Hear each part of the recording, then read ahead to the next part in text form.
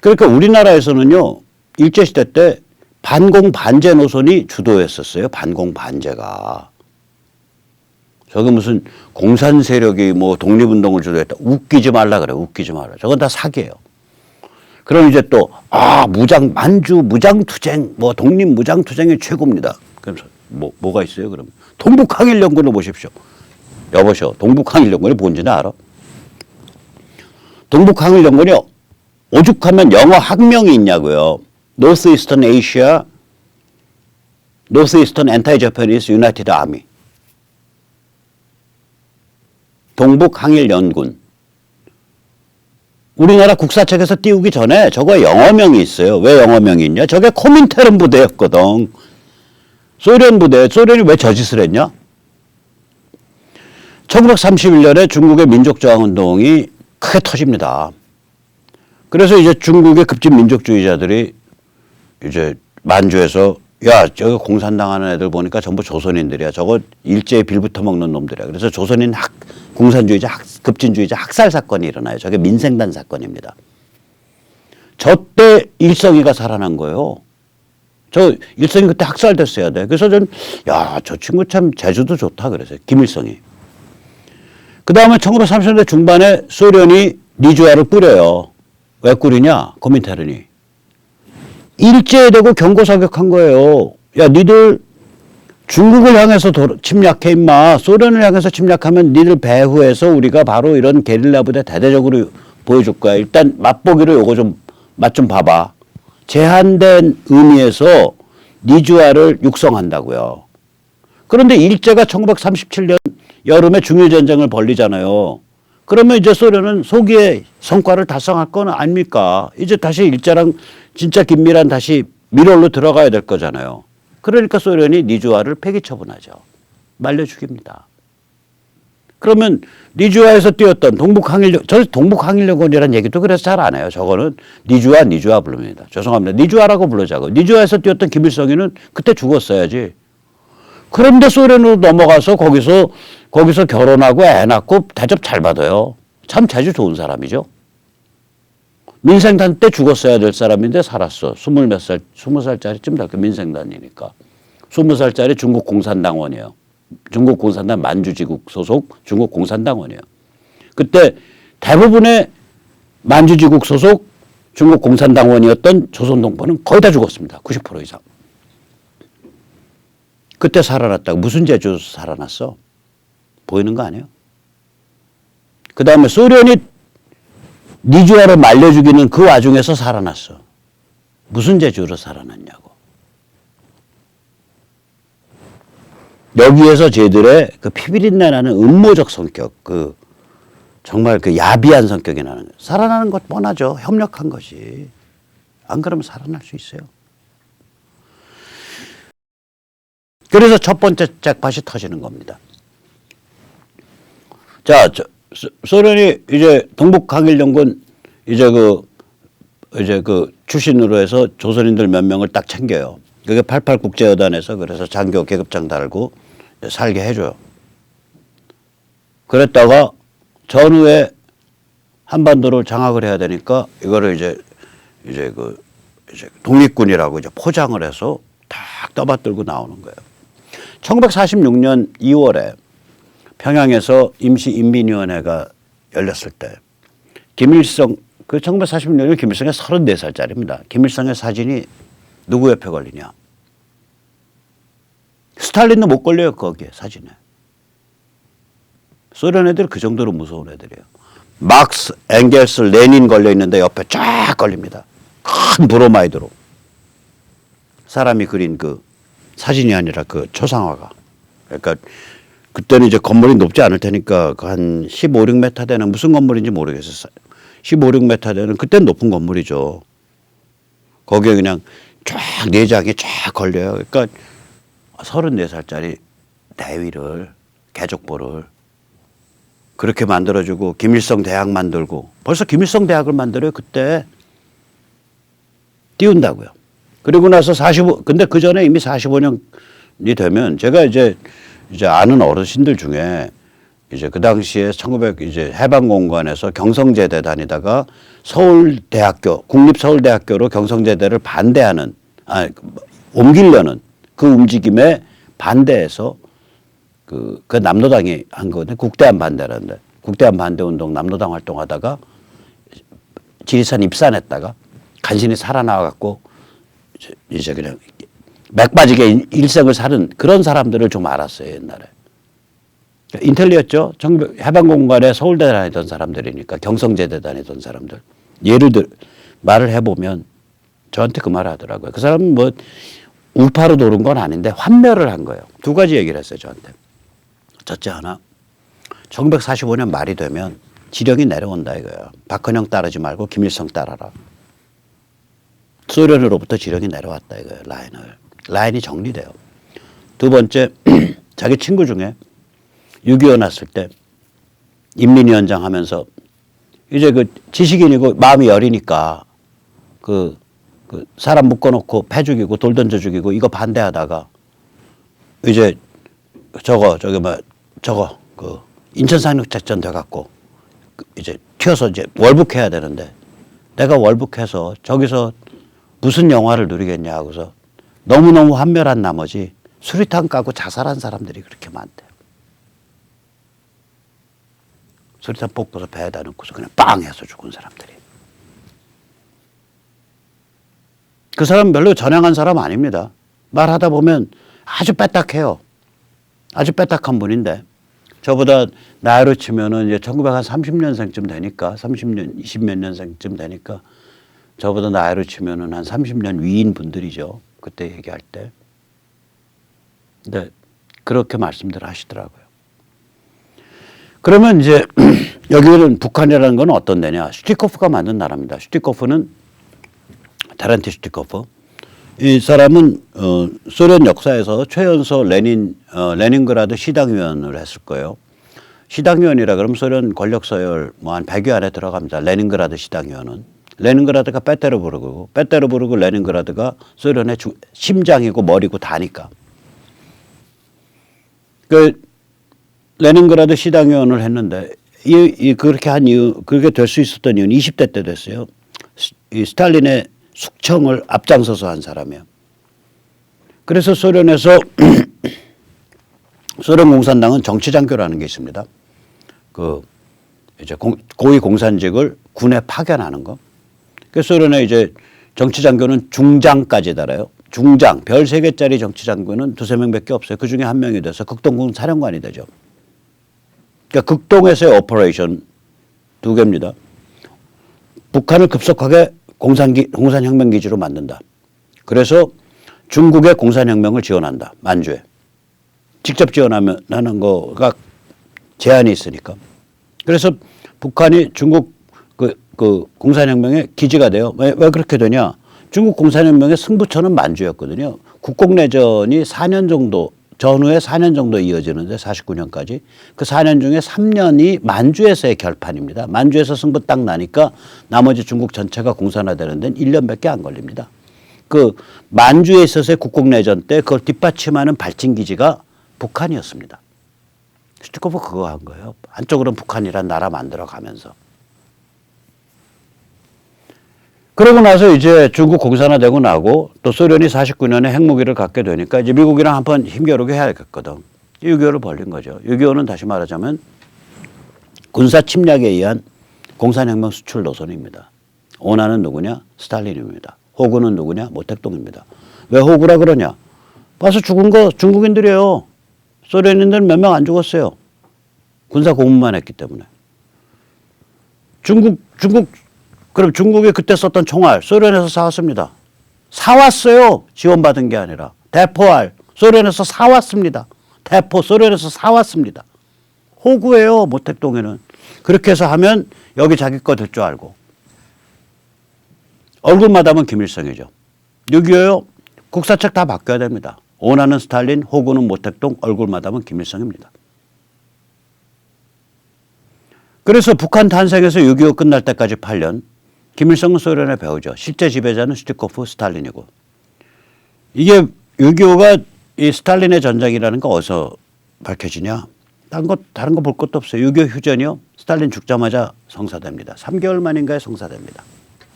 스탈린이 고집을 부려요. 자기 프로젝트니까 못하게 해요. 스탈린 입장에서 스탈린 굉장히 가학적인 사람이거든요. 저 공산 지배자들이 굉장히 권력을 가지고 사람을 학대하고 죽이는 것 자체를 즐기는 타입들이에요. 저 성격이. 그 생물이 내가 이렇게 하면 저놈 죽어. 이렇게 하면 저놈 살아. 이거를 즐기는 타입들이에요. 이 공산 지배자들 저런 흉악범들은.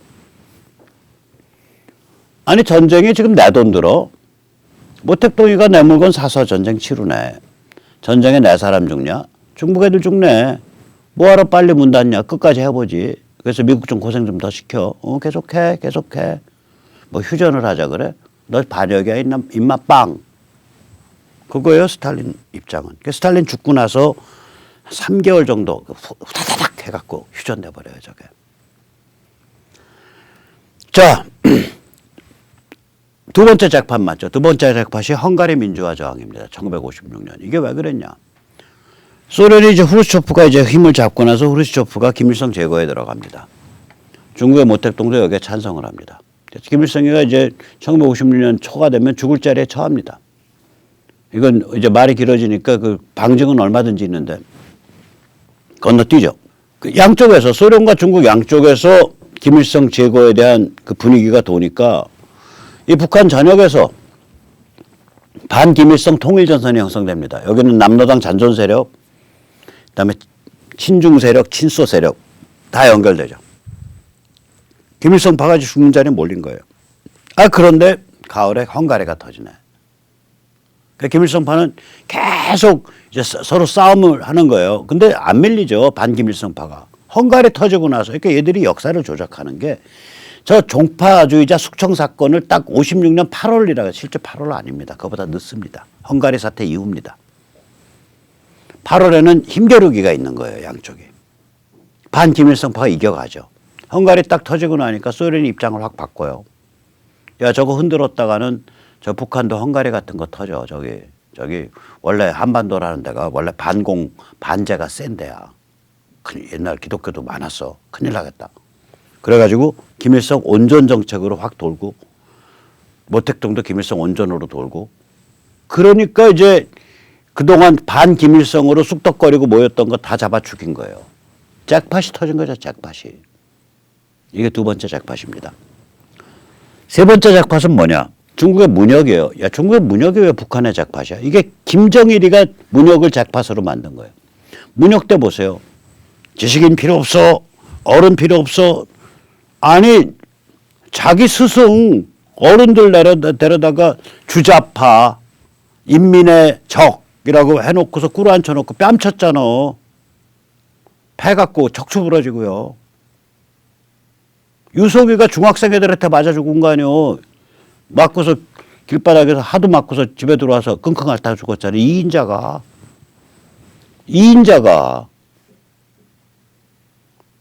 그러니까 이게 청년 세대가 윗세대를 갈아엎는 분위기란 말이에요.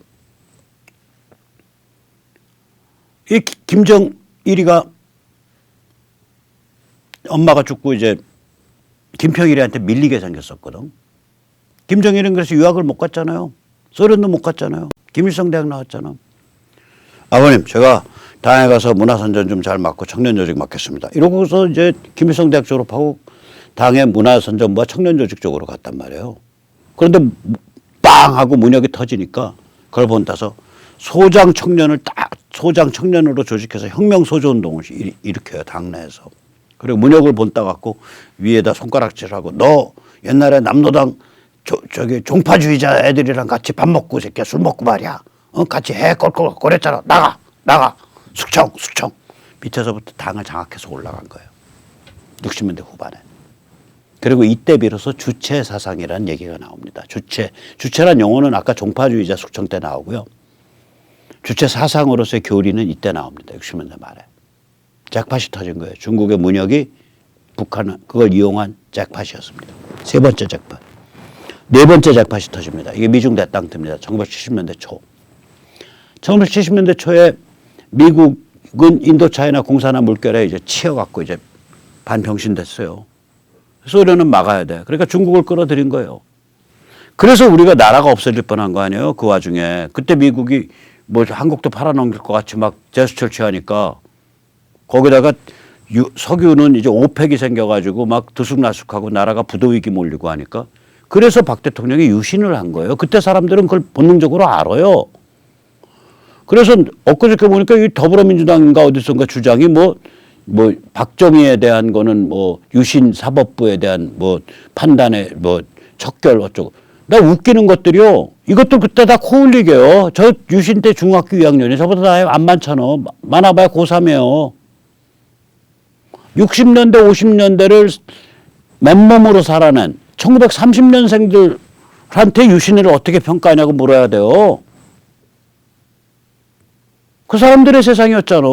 그 사람들이 책임질 세상이고. 그분들한테 물어야지. 그 양반들 개고생해가지고 따뜻한 밥 먹고 따뜻한 잠자리에서 자던 우리 세대 혹은 나보다 대여섯 살 많은 것들이 왜 지금 와서 유신 어쩌고 저쩌고 손가락질 하냐 이거요. 1930년대생들, 1940년대생들한테 물어봐라 이거야. 왜냐 저게 저렇게 맞물려 있다니까요. 중국은 6.25 때 우리 원수란 말이에요. 제가 거듭거듭 말하지만 6.25 전쟁은요. 특히 1950년 10월 이후로는요. 중공군하고 싸운 거지 북한군하고 싸운 전쟁이 아니에요. 그런데 그 중공이랑 미국이 대탕트를 해. 그리고 미국의 힘이 확 빠져. 그리고 자원 가격은 막 들었다 놨다 해. 이슬람 석유 패권이. 나라가 망할 지경에 간 거예요. 이게 없어질 지경에 간 거예요. 그 유신이 그래서 나온 거예요, 저게. 그러니까 이런 상태가 되니까 김일성 영생교가 등장하죠. 이게 왜냐? 중소 사이에 줄타기 외교가 가능해지잖아요. 중소가 완전히 벌어진 거거든. 중국이 미국과 손을 잡고 소련을 견제하는 체제로 가니까.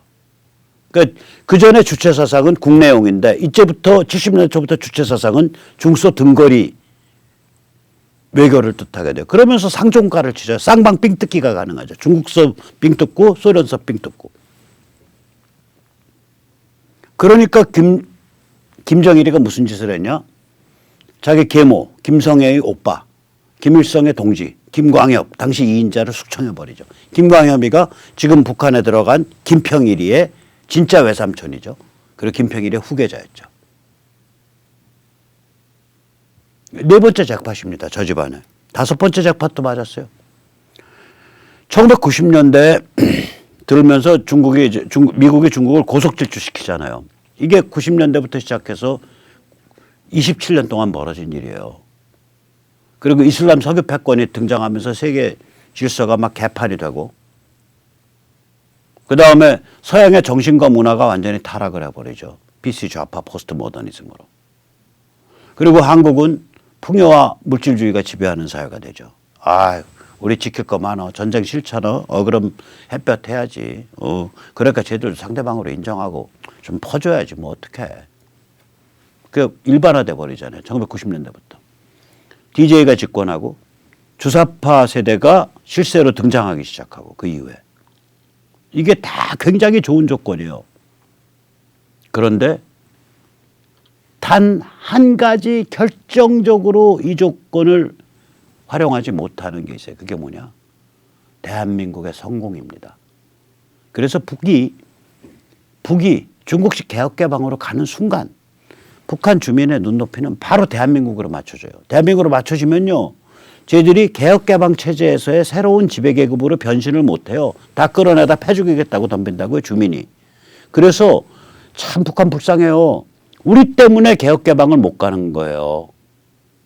내재적 한계가 있다고요. 한국이란 존재 그리고 지배층은 점점 더 조폭화되어 있는 거. 두 개의 이유 때문에 중국식 개혁개방이 불가능합니다. 우리가 북한으로 하여금 개혁개방을 못 가게 한 나라예요. 우리의 성공이. 공산사회의 개혁개방이라는 건요. 공산체제 지배계급의 신분세탁 과정이에요. 소련 보세요. 동구 보세요. 중국 보세요. 베트남 보세요. 캄보디아 보세요. 다 공산사회의 지배계급. 공산체제의 당과 군과 비밀경찰을 쪼물락쪼물락 하던 그 자들이 국가자본주의 체제의 새로운 지배계급으로 신분 세탁을 해서 옮겨가는 거가 좋은 말로 개혁개방이라고 하는 겁니다. 그래도 고맙죠. 왜냐하면 피바다 안 만들고 사람들 먹고 살게 됐으니까. 그나마 고맙죠. 그런 뜻에서. 북한은 그걸 못 가요. 왜 못 가냐? 그 길 가면 거기서 지배계급을 해먹고 살아야 되는데 새로운 개혁개방된 시스템 아래서.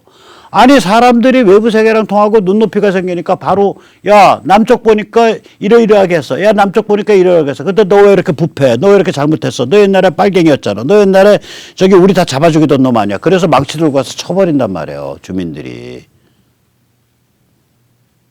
바로 우리의 성공 때문에 북한이 개혁개방을 못 간 거예요. 점점 더 지배층은 조폭화되고 우리의 거울 이미지라고 생각하시면 돼요. 휴전선 남쪽 대한민국의 성공의 거울 이미지가 휴전선 북쪽 대량하사, 핵미사일 그리고 이런 게 되는 거예요. 거기다가 이제 북한은 또 중국에 대한 이중성을 갖고 있잖아요. 1991년까지 쌍방빙 뜯기를 한대요. 저기가. 중국도 북한 100%안 믿고요. 북한 애들도 야 우리는 아주 어마무시한 새로운 완전히 순결한 그러한 현대 인류야. 우리는 종이 달라. 이렇게 돼 있단 말이에요. 그러니까 반중적인 감정이 또 안에 숨겨져 있어요. 중국 애들은 북한 볼 때 저 거지 깽깽이 같은 거렁뱅이 놈들 이렇게 볼 거고 북한은 중국 볼 때 야 우리가 동아시아의 체코라고 불렸던 나라야. 1980년대 중반까지 북한이 동아시아의 체코라고 불렸어요. 체코가 동구권 중에 제일 잘 살았거든요. 우리가 그 정도로 문명적으로 살 때 너희는 정말 똥찌개나 지고 다녔었어. 이게 또 있다고요. 저 이중성이 있어요. 그 다음에 햇볕 빙 뜯기. 남쪽에 빨대 박아서 빙 뜯는 거. 이 짓 하느라고 대량하사하고 이 황금 같은 27년을 다 놓친 거예요. 5번째 잭팟을. 놓친 근본 이유는 뭐냐? 개혁개방을 못 가기 때문에 놓친 거예요. 개혁개방을 못 간 근본 이유는 뭐냐? 한국이라는 샴쌍동의 미러 이미지가 있는 거예요. 한국의 성공, 한국의 번영 이게 있기 때문에 개혁개방 가서 사람들이 눈이 뜨이면 바로 기대 수준, 눈높이가 한국에 맞춰진단 말이에요. 못 간 거죠. 자, 그래서 잭팟은 끝났네요. 북한의 역사는 돌이켜서 보면 지정학적 기회주의의 역사입니다. 영어로 제가 정리해봤습니다. 이거 영어에 없던 문장이에요. Geopolitical Opportunism입니다. 저 잭팟 5개 줄줄이 보세요. 1945년에서 53년까지의 잭팟 지정학적 상황에서 김일성 일가가 권력 잡는 잭팟이에요. 저기는 어떤 철학적, 어떤 정치 사상적, 정치 노선적 투쟁도 없어요. 1956년 저기 종파숙청 저건 헝가리 사태를 이용해서 소련과 중국이 입장이 표변한 거에 대해를 활용한 권력 강화 과정, 권력 투쟁 과정이에요. 잭팟이에요. 그 다음에 저기 문역을 이용해서 체제를 구축한 거. 저것도 지정학적 찬스를 이용해서 권력을 더 강화한 거지 어떤 내생적인 스스로 안에서 만들어진 정치 노선의 투쟁이 아닙니다. 네 번째 잭팟 아까 말씀드렸죠. 미중 대땅뜨. 그게 딱 펼쳐지니까 중소 사이에 등거리 외교하면서 쌍방빙 특히 딱 들어간 거. 그러면서 내려보라오. 우리는 주체가 아니갔어. 중국도 소련도 아니야. 이러면서 딱 잡아챈 거예요. 네 번째 잭팟입니다. 박정희 대통령은요. 그 위기 속에서 유신을 하면서 그 위기를 중화공업화와 경제발전의 마지막 파이널 챕터로 해놓고 거기까지만 해도 저 박정희 대통령 안 좋아해. 안 인정해. 아 그럴 수 있어. 그 정도 인생 살았으면 머리가 죄송합니다. 짱구가 그 정도는 돌아가야 돼. 그 정도 인생 살았으면. 그렇게 하고 치부하고 마는데 제가 그 양반 앞에 퍽 하고 무릎이 딱 꿇는 건 언제냐. 죽던 해에 국가주도 경제를 민간주도 시장경제로 바꾸는 안정화 정책 그림을 그려놓고 추진하다 죽잖아요. 그거 힘든 거예요. 자기의 파워를 해체하는 걸 결정한 거거든. 절대 권력자가. 저 못해요, 그런 거. 제가 그 위치에서 그렇게 살았으면 그 결심 못 내립니다. 그래서 제가 인정하는 거예요. 앞에 것도 다 인정하지만 앞에 거가 공이 100이라고 한다면 뒤에 거는 인간적 차원에서 엄청난 1000점짜리의 그 어려운 결단이에요, 그게. 절대 권력자가 자기 권력의 기반인 국가주도 관치 경제를 민간주도 시장 경제로 결정하는 걸 어떻게 하냐고. 대한민국은요, 우남 이승만이나 박정희 같은 사람들은 위기가 있거나 기회가 왔을 때 나라를 강화하는 방향으로 그 잭팟을 터뜨렸어요. 얘들은 그게 아니에요. 기회가 오면 그 기회는 항상 김일성 일가의 권력을 강화하고 김일성 영생교를 만들어내는 데에 쓴 잭팟으로 썼어요. 그게 네 번째 잭팟이 미중 대탕트였습니다. 다섯 번째 잭팟이 중국의 고속질주였습니다. 이때 얘들이 개혁개방 갔으면요, 정말 훌륭한 나라 됐어요. 근데 개혁개방 못 가죠. 개혁개방 가는 순간 김일성 영생은 무너지니까. 왜 무너지냐? 국민들의 눈높이가 대한민국에 맞춰지니까. 주민들의 눈높이가. 그래서 잭팟 끝난 거예요. 다섯 번 잭팟 다 끝났고요. 이제는 다시 본전 내놔야 될 때가 온 거예요. 이게 다 외상 잭팟이었거든. 외상으로 다 누린 거였거든. 외상값 내놓을 때가 된 거예요. 지금은요, 이 지정학적 기회가 있는 게 아니라 지정학적 재앙이 왔습니다. 지오폴리티컬 디자스터의 시대가 왔습니다. 우선 첫째, 중국 디커플링, 중국 공산당 인민해방군 체제의 침몰이 다가오고 있습니다. 이거는 우한 코로나로 격화되고 있습니다. 둘째, 전 세계적 사상 문화 정치 변화가 있습니다. 전 세계적 자유보수 물결이 있습니다. 홍콩이 있고 서유럽의 유로 스캡티시즘, 그러니까 EU 반대 운동, 그다음에 타이완, 이거 다 그런 일련의 과정입니다. 세 번째, 이슬람 석유 패권이 종언했습니다. 오늘 WTI 배럴당 14.15불입니다. 아, 미국 뭐 망한다고요? 오케이. 석유값 조금 하면 또 살아나요. 그리고 미국은 기업이요, 그 챕터 11 하면 망했다 살았다 망했다 살았다 마음대로 합니다. 네 번째, 중국의 한반도 개입 의지가 무력화됐습니다. 다섯 번째, 미국의 인도 태평양 전략이 강화됐습니다. 살 길이 없죠. 그래서 기정사실 두 가지가 있습니다. 하나, 첫째, 누가 말하면 야, 그거 북한의 급변사태 나면 중국이 가만히 있을까? 제가 거꾸로 말합니다.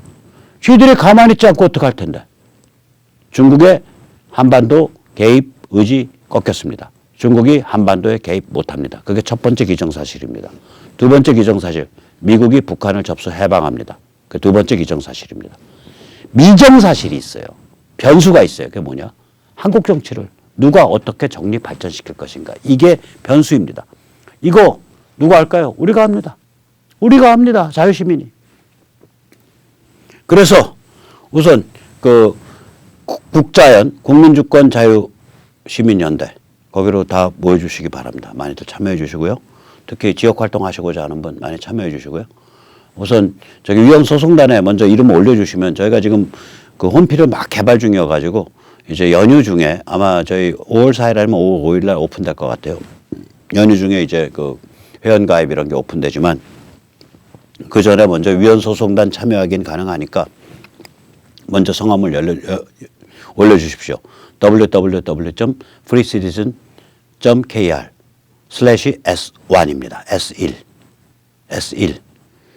이거 뭐냐면은 사전투표는요, 당일투표와 사이에 4, 5일의 시차가 존재한단 말이에요. 이 시차 동안 투표에 결정적 영향을 미칠 정보, 예를 들어 후보자가 간첩이다, 후보자가 연쇄 성폭행범이다, 뭐 이런 게 밝혀진다면 사전투표자와 당일투표자 사이에 표의 등가성이 성립 안 해요. 국민이 사전파와 당일파 두 개의 주권 집단으로 분열돼요. 정치 갈등은 무한 축복돼요. 이거 위헌이죠.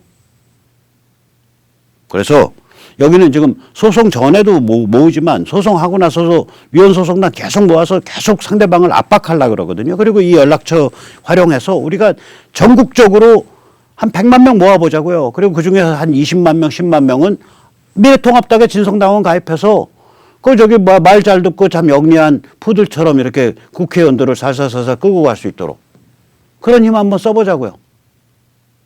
이렇게 되면 당선자들 인격 모독이 되나? 제가 말했잖아요. 말 잘 듣고 영리하고 아름다운 푸들. 자, 당선자와 국회의원을 푸들로 만드는 그것이 국민주권 자유시민연대의 로망입니다. 그러기 위해서는 우리가 10만 명, 20만 명 가야 되고 또 그걸 위한 첫걸음으로서 한 100만 명쯤 올해 말까지 사전투표제 위헌소송단 계속해서 참여해 주시기 바랍니다. 네, 감사합니다. 오늘 여기까지 모시겠습니다.